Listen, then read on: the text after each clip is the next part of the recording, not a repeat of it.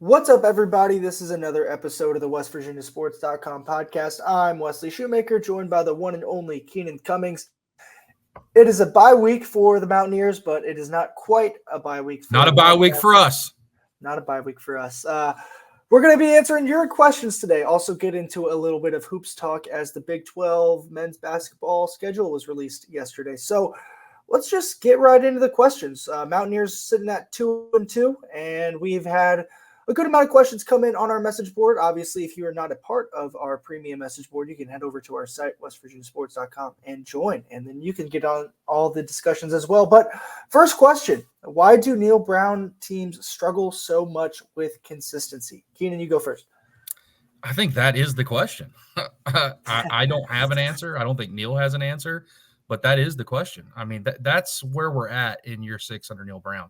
And I think for all the things that Neil has done well, off the field, I think that he is the kind of coach you want. The representation he has, the way he carries himself, the way he runs the program, the way he's building things, all that checks out. But then you look at his record and he's right around 500, and some of that, he needed time to build the program, trust the climb, blah, blah, blah, all that stuff. But at some point, you got to find a level of consistency. That is the frustration in itself with the fan base. Some of it is the way they play, that they at times are not aggressive. And I think that lends itself to closer games. It's the nature of the league as well. The Big 12 has a lot of close games. You can look at last week. I think 4 of the 6 conference games were within a score. And those are coin flip games. A lot of them are. And I think that West Virginia's been in a lot of those. But that is the question. And I think that's the crux of the frustration for the fan base in general. You thought things were turning a little bit last year. You get 9 wins, and I think people are really starting to get behind the program and see the direction. But you can only talk about something for so long. You can only talk about turning things around and how things are going to improve for so long. You got to have results, and that is what has escaped them. And my hope for this team, and I think everyone would agree with this, is maybe last week was what they needed. Maybe that's the spark that gets this team going. And you see them kind of realize their potential. But that is the problem. That is the question. I can't answer it. I mean, I would try my best. I could sit here and talk for 25 minutes, and I'm not going to be able to give you a reasonable explanation because I don't even think Neil can explain it. Yeah, I think if any of us had the answer to the question, we'd be on Neil Brown's coaching staff right now, right? Not doing this podcast. But I think you're right. I think style of play is a big part. I also think, when West Virginia, especially this season, when they've been as aggressive as they are, it's on 3rd and 4th down and going for it. If you don't get a 4th down here or there, that can flip the game just by that singular play. So I think that has something to do with it. But I also just think that, on offense, this team is kind of go big or go home. They throw the ball down the field. Sometimes it works, sometimes it doesn't. So I think opponents also have to, some teams they match up well against, some teams they just don't, right? And so that kind of plays into it as well. But I did want to add this. I think there's a level of kind of playing down to your competition at times. It's not always the case, but I do feel like this West Virginia team has done that a lot. Even games they should win or they're favored, they're close games. And the concern, the whatever you want to call it, that the fan base has is this has been a reoccurring theme over multiple teams, over multiple groups of players. So it's not necessarily a this year type thing. It's been a thing for really since Neil Brown's been here. They've had a lot of close games and it's hard to explain, but almost can't put the kill shot. Even look at that Kansas game. They're up 7-0 in the red zone against Kansas and have a chance to really take a stranglehold on that game earlier and throw an interception. Yes, was Traylon Ray interfered with? Absolutely, but the interception, it wasn't called. So the interception still counts, and then that game becomes a 7-7 game. So it's just stuff like that really is kind of at the feet of everybody when they talk about, the struggles in the program. And you hope it turns. You hope that this is a veteran team that figures things out and is able to put some good ball together. But until that happens, you're going to have people say, well, this is what we are. We're around a 500 team. Yeah, I think it's just wait and see what happens after this week, and then kind of we can have a lot more informed conclusions from that point on. But the other one, kind of a more basic one here, it involves Aubrey Burks, Eddie V, and Preston Fox. And it's their their health status, I think Preston should be back next week, I would assume. I mean, he returned 2 punts. You would assume the week off just helps him get back. Aubrey Burke's not exactly sure. Seemed like he was fine after the game, but obviously that's a scary situation, so he's going to have to pass whatever test that he has to pass internally and maybe externally as well. And then Eddie V, late in the year, November maybe, but I just think that's all we know at this point unless you have anything to add. Yeah, I think that you're more than likely to see Eddie V. You won't see him again this year. Red shirt's on the table, which really could be beneficial to him and the program if he decides to take that route. And I want to just mention this from Preston Fox. Guy was beat up last week, didn't even play an offensive snap, and we got in there and hauled in 2 punts that really were critical. Staring at the sun in one of them after I had some questions about that. Yeah. Why would you put him in the game if he hasn't played? Because he is your best punt returner. He is the guy you trust to make that catch, hurt or not, and he did it. He did his job. I don't think he was a threat to return it, but they didn't want any mistakes there. And for as good as Rodney Gallagher looked in the position, which I think that deserves some credit, he looks like he can be a playmaker, at that punt return position. You want the guy you trust the most, and I think that deserves some credit. Hey, at least it's not like Dana where they didn't put anyone back there. The Honda Accord. Same person asked this question. Can we win any conference away games this year?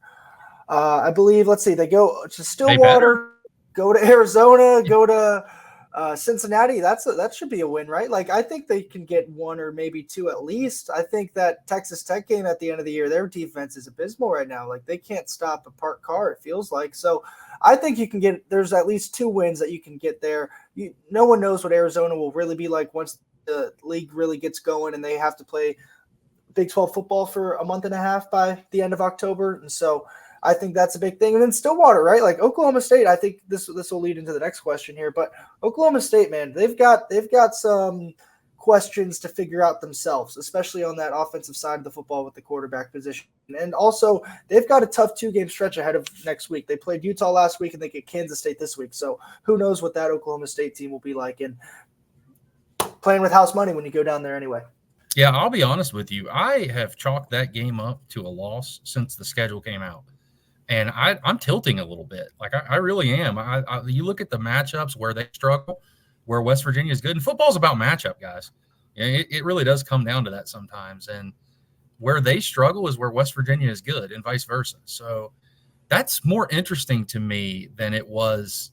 I mean, you go out and you play the game. You hope you win. But I'm not outright calling a win yet. I think that would be silly, but I'm tilting more than I was. I really do believe that if West Virginia goes down there and plays their brand of football, mistake-free football, they have a better chance in that game than you think. And you mentioned Arizona. We don't know what to expect from Arizona. They've kind of been up and down. Look how, they look bad against Kansas State, but Kansas State has done that to West Virginia in the past before too. It goes out to Provo and looks bad against BYU. Yeah, I mean, this league is just kind of a carnival ride in the sense. Yeah. You don't know what you're going to get. I think it's Utah at the top.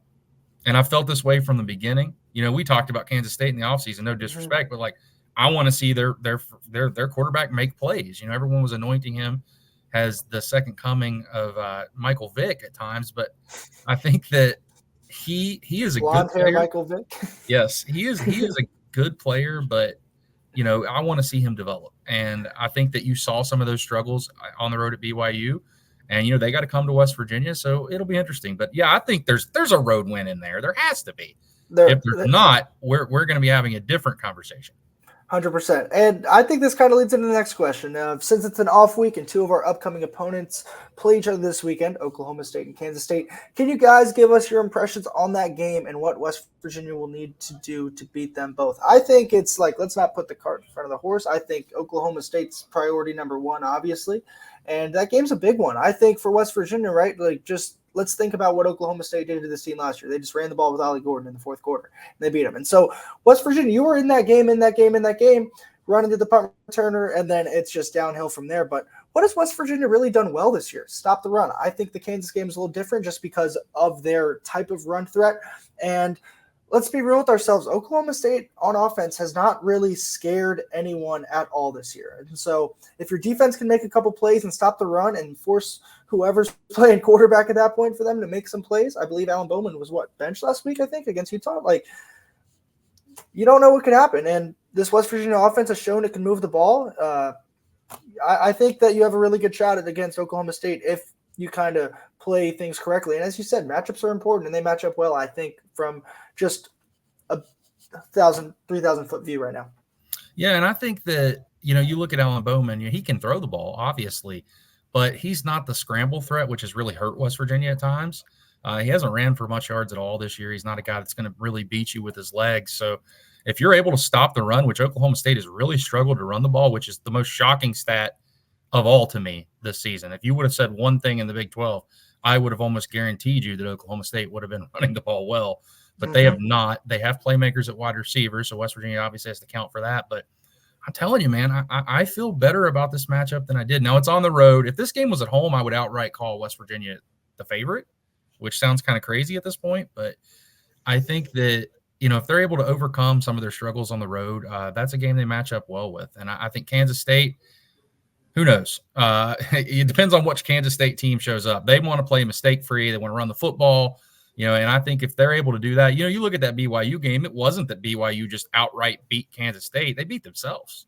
They turned the ball over. They played back. Special teams. Yeah, they allowed big special teams play. And Neil Brown mentioned that this week. These games are often decided on which team doesn't allow the big plays. And right. Kansas State was that team against BYU, and it cost them. Moving on, back to the running game here.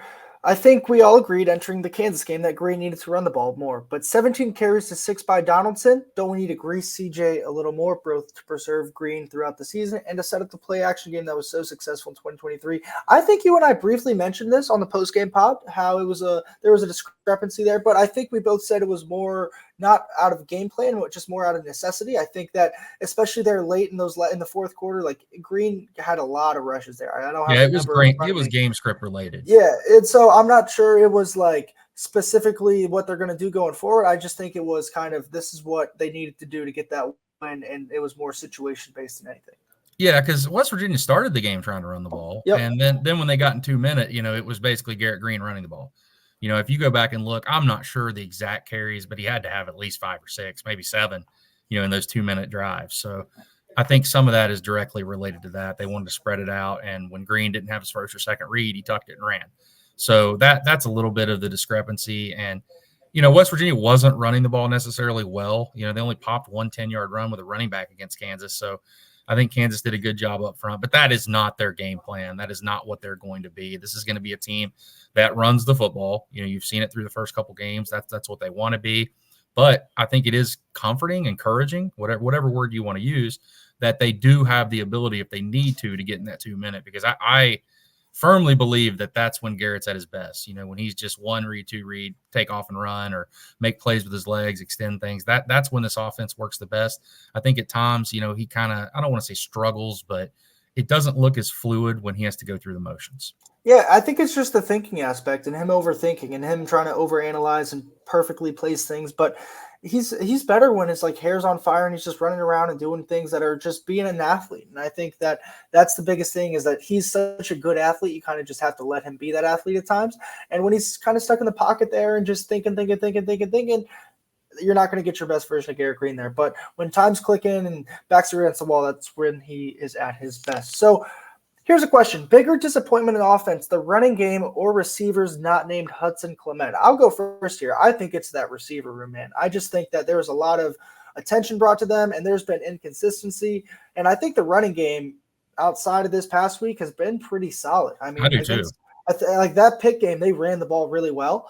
I think Jaheim White isn't playing as well as either of us would have expected through 4 weeks, but I'm not sure if that's really something that's going to maintain the same status throughout the rest of the season. I think he turns it on at some point. I really do. But yeah, outside of the one really big catch against Pitt from Robin, there really hasn't been that many plays made by receivers on this team that have not been named Hudson Clement or Cole Taylor. And then until that with the exception of the Rodney Gallagher touchdown too, there just hasn't been a lot there. I also think that's because West Virginia's ran the ball a lot in the first 4 weeks of the season, but also just guys like Jaden Bray, we haven't really called his name at all this year. Preston Fox, he hasn't been as useful as he was last year on offense, I would say.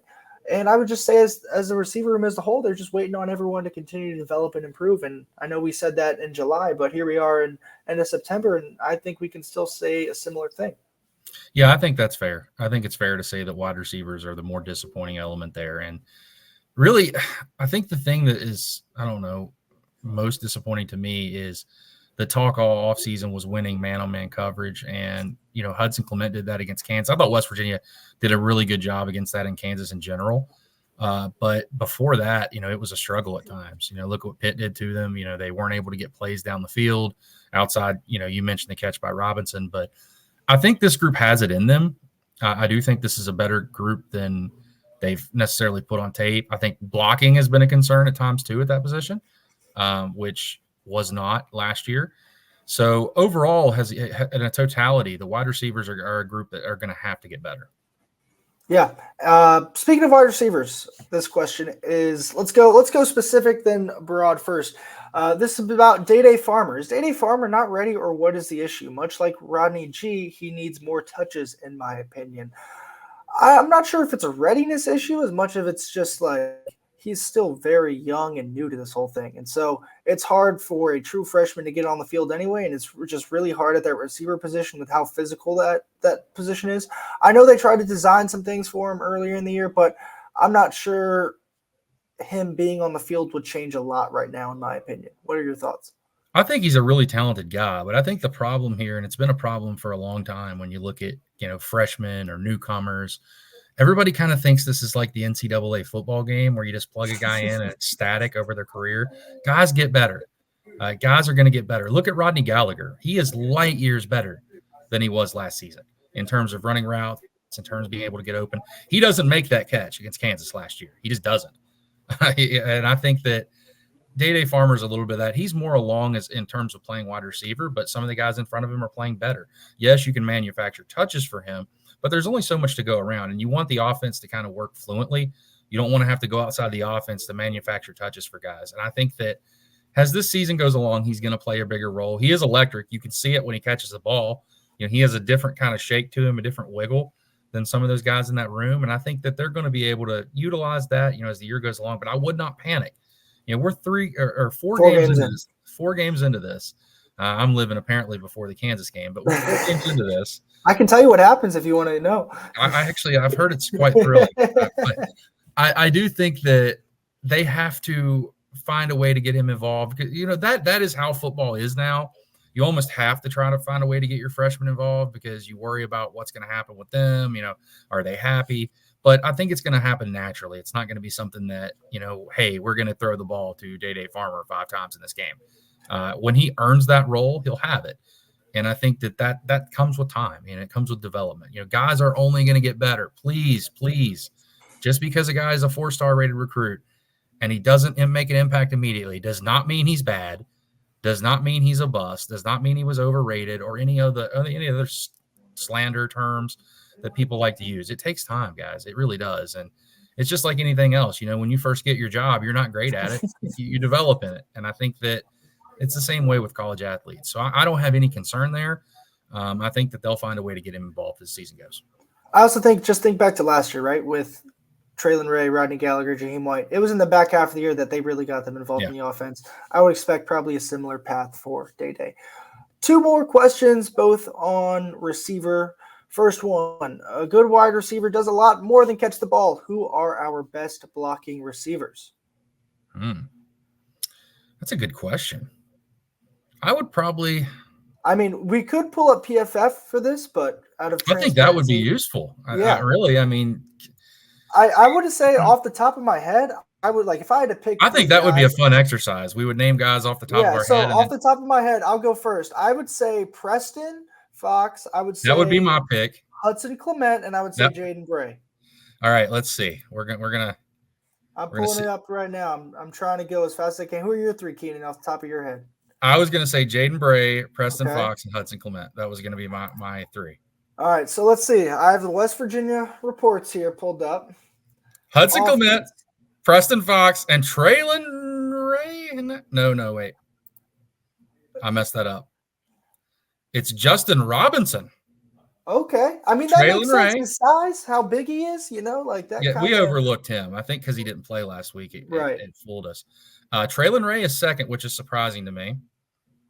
And the next one, which I don't count, he's only played limited snaps, so it would be Farmer, but he's not really in the mix. So it would be Rodney Gallagher after that. Yeah. That is surprising to me. Like, see, that's why you look at the info. That is why you look at the info. But really, the general point is, as I was mentioning earlier, it's been a problem. Other than Justin Robinson, if you go by Pro Football Focus, which, a lot of people do, he's the only one that's even good, I guess, in terms of run blocking and how they chart it. So it's been an issue, and I think it has to get better because some of those runs that they've had earlier in the year could have been a lot more had the wide receivers been blocking or running guys off. Last question before we get to a little hoops talk. When can we expect Gallagher to get more time at cornerback? The secondary needs more. I'll go first here. I'm not sure he should get more time at cornerback after what he did last week. I think if you've got him producing on one side of the ball, you've got to get him going on that side of the ball. I think it's hard for him as a true sophomore to be playing both sides of the ball, to try and flip-flop, and he's really, really electric with the ball in his hands. And I think last Saturday against Kansas can be the start of something special for him, and I think it can be a springboard for him. But I'm not sure if it's going to be a springboard if he's having to shift half his focus to the defensive side of the ball. And truthfully, that secondary's got a lot of problems on their own right now. And so just adding another guy to the mix, adding things that are a lot of moving parts, I'm not sure how much good that does them as well. So personally, I would say he should get less time on defense and more time on offense and try and maximize as much usage as you can out of him on offense, on kick return, things like that. I'm with you there. I mean, I really do believe that. I think that, yes, he has the ability to play on defense. And Neil said they're going to put him back there.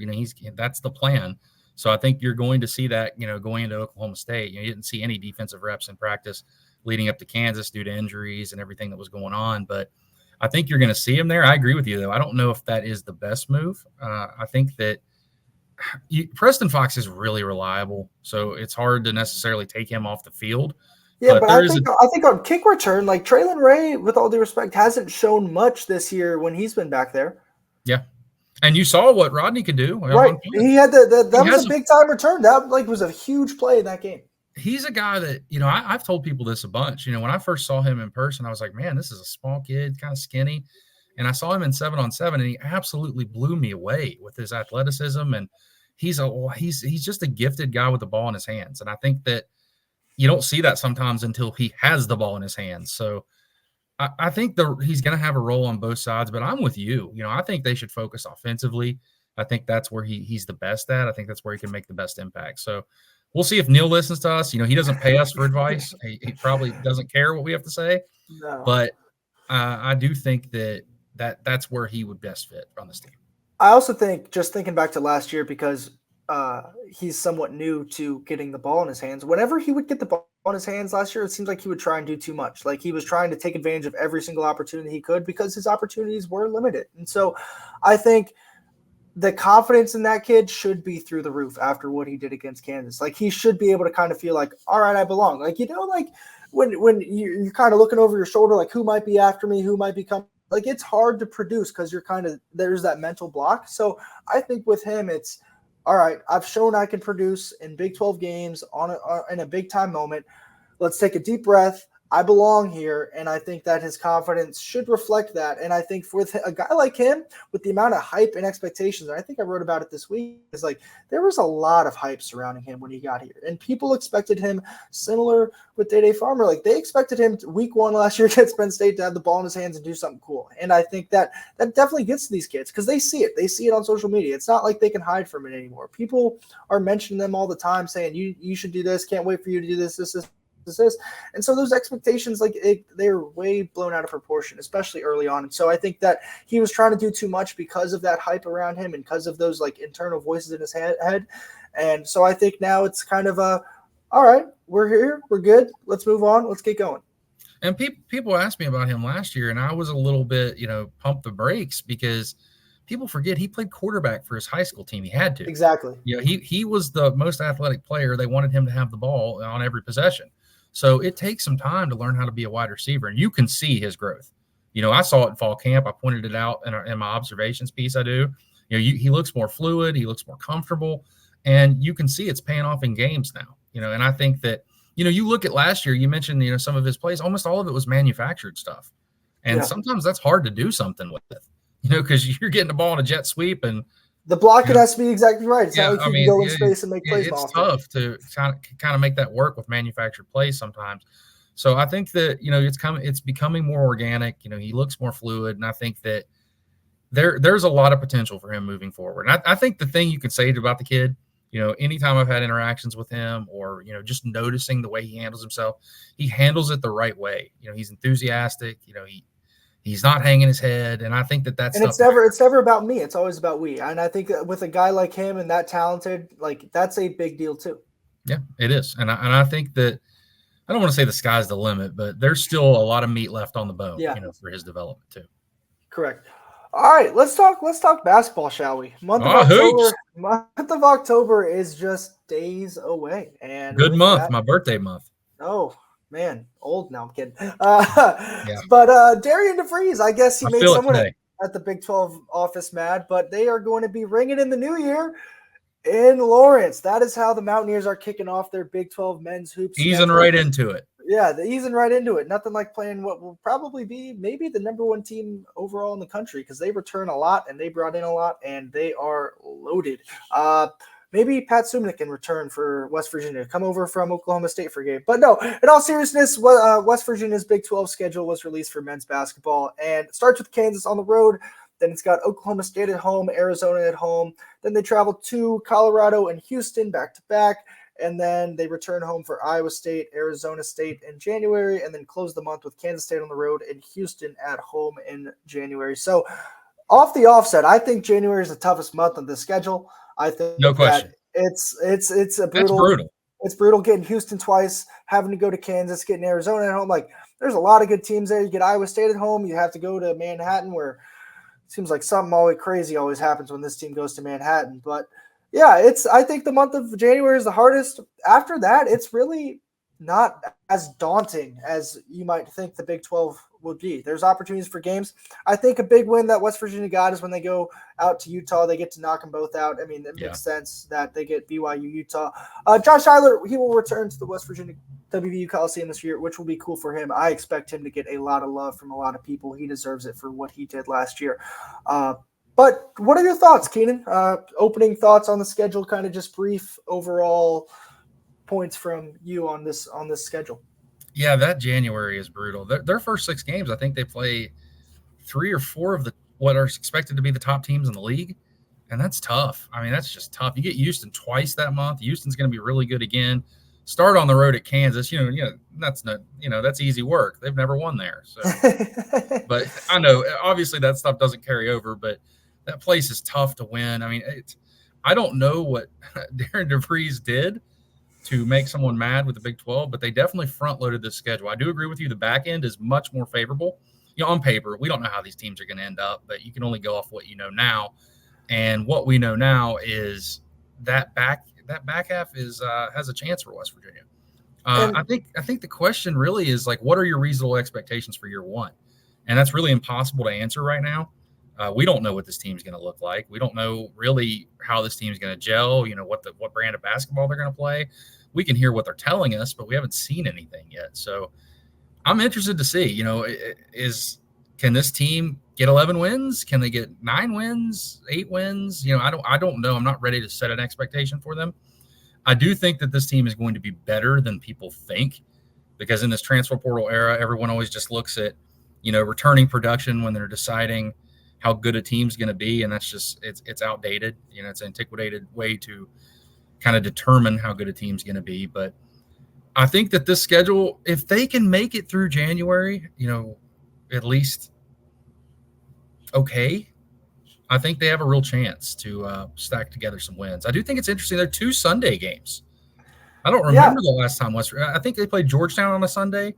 Years ago. I think they've played some non-conference games on a Sunday, in December there, but they've never had Big 12 games on a Sunday. I don't think. I don't think so either. That has to be something with CBS, imagine, because TV or something Fox or whoever gets the game. Yeah, I think CBS didn't they just get that deal done? Yep. So I think that's where it'll come in because I think CBS does have some Sunday games there. But yeah, I think if you're West Virginia, right? I think there's like two kind of big sections of the schedule that mean a lot. I think from that opening month where you have your home games, and then you go down to Atlantis or whatever, and then you get Georgetown. I think like that's the first section, and then you kind of get those 2.5 weeks to kind of breathe a little bit, but then you go back into the big kind of meaty part. And so I think those are the two things I'm looking out for. Like what changes between that first month of the season and then by the time they hit Big 12 play, because they will have, after they play Georgetown there, I think it's on December 6th, all the way till like they'll have a couple of games to kind of figure things out, what worked, because you're going to be playing some quality competition. You've got Gonzaga on the schedule. You'll play either Indiana or Louisville, and Indiana could be a really good team this year, and so could Louisville maybe. Louisville could be a surprise team, honestly. Yeah. And then you'll either get an Oklahoma team, an Arizona team. I'm not sure how that would work. Davidson or Providence down there as well. So there's a lot of opportunity to kind of learn about yourselves. And I think last year the thing that I think for me early on that you could see is that these guys just didn't like play together. And I think that seems to be priority one from Darian DeVries is that he wants these guys to play together. And I think the international trip to Italy, that helps a ton. But also just you have guys that know each other. There's a lot of pre-existing relationships, I feel, that wasn't necessarily the case last year, where it seemed like, especially just the way the summer went, it was all, let's just throw it all in a pot and see if we can make good soup. And the soup was not tasting too good. No. They somehow burnt soup, yeah. But no, I think that when you speak of the back half of the Big 12 schedule too, you want to be playing your better basketball towards the end of the year, especially if you're happen to get on that bubble, right? Like, it's better to look like you are improving towards the end of the year in the eyes of the selection committee than it is to we have an easy first half of the Big 12 schedule and then have to play that gauntlet late, because I just think that the eye test matters. It matters no matter what you're doing, and so you want to be playing good basketball in February and early March, and so they have the opportunity to do that. Will they do that? I think, again, that's a tough schedule. I mean, everybody in the Big 12 is in the same boat. It's a brutal meet. But this non-conference schedule is a lot tougher than the one they had last year. It might have been a lot tougher than most of the ones they had under Hugs for a while. Yeah, anytime you get in that battle for Atlantis, you're getting 3 good games. Yeah. So it's not necessarily some of those tournaments. Yeah, you get some good teams now and then, but you're not dodging anybody in that tournament. And just generally speaking, I'm really excited for Arizona to come to the Coliseum. It's a storied basketball program. It's not someone West Virginia has a ton of history with. So I think that'll be a fun game. It should have a great environment. One knock I have on the schedule, I guess, is the Saturday home games, which I think are key for West Virginia. I look at this every time the schedule comes out. A lot of fans have to come from a long ways away. So it's not necessarily 5-minute drive for a lot of people. So the Saturday, you get Iowa State on a Saturday, but the other 3 are, I think it's Oklahoma State, Utah, and UCF. You'd like to have seen, Houston or one of those games in that slot, but it is what it is. I think last year, they had Kansas at home on a Saturday. They used to get one of those kind of top 10 teams at home, and I think Iowa State could be really good this year. Yeah, that's gonna be a good game, but. Yeah. And I think it's cool, no disrespect to the other teams. I mean, we don't know how they're going to. Josh Eilert's storyline will be cool. Like, he'll get the recognition that he deserves when he returns with Utah, and so I think that'll be something for West Virginia fans. I just would assume a lot of people will say somewhat give a little hat tip to him just off of the situation. I think he deserves it too, man. Yeah. I mean, I know last year didn't turn out the way he was given a turd sandwich and made the best he could do. Well, first off, you never want to follow a Hall of Fame coach. It's hard. Like, that's hard to begin with. Second off, he came here in July, basically, and tried to do everything he possibly could. And you saw the toll it had on him. It's not like he didn't care, because he had poured his whole entire coaching career into West Virginia, and he got the opportunity. Like every coach dreams of being a head coach, and that was his first opportunity of being a head coach. And then injury luck. And then a lot of people eligibility. And suspensions, right? Like everything that could have happened. Yeah, but we're moving on. But that's in the past for sure. Yes, Josh Eilert deserves every bit of admiration that he should get. I mean, the guy, he handled a bad situation as well as you can. Well, I think will do it for us. We appreciate you listening if you made it this far. Obviously, starting on Monday, we will have our normal game week content as far as stuff on the site. We will get you a podcast preview of Oklahoma State about midweek, Wednesday, Thursday, like it usually is. And then Mountaineers head to Stillwater. It is a 4 o'clock kickoff next Saturday. But in the meantime, enjoy some football this weekend. Stay safe, stay dry. For anyone who's listening to this down south, really stay safe and safe to stay dry. Enjoy your weekend with no Mountaineer football to stress over. And hey, it's a bye week, but we'll have plenty of content on the site throughout the weekend. Please tune in. We recommend, if you enjoy our podcast, give us a shot. Sign up, subscription. It's a reasonable price. You can get it for really the cost of a pizza. I mean, anymore, the cost of a sandwich. So I think that, it's a good deal for everybody out there if you enjoy West Virginia sports and enjoy our coverage. And I want to highlight our message board as well. A passionate fan base that loves talking WVU sports. So you don't even have to listen to us if you want. You can get on there and just talk your own opinion. So you don't even have to put opinions on there. You can just read it, and it will be. Oh, it's entertaining. It'll be very entertaining. A great group of people. For sure. But if you made it this far, we do appreciate listening. This is the WVSports.com podcast. I'm Wesley Shoemaker, and I was joined by Keenan Cummings. Thank you for listening.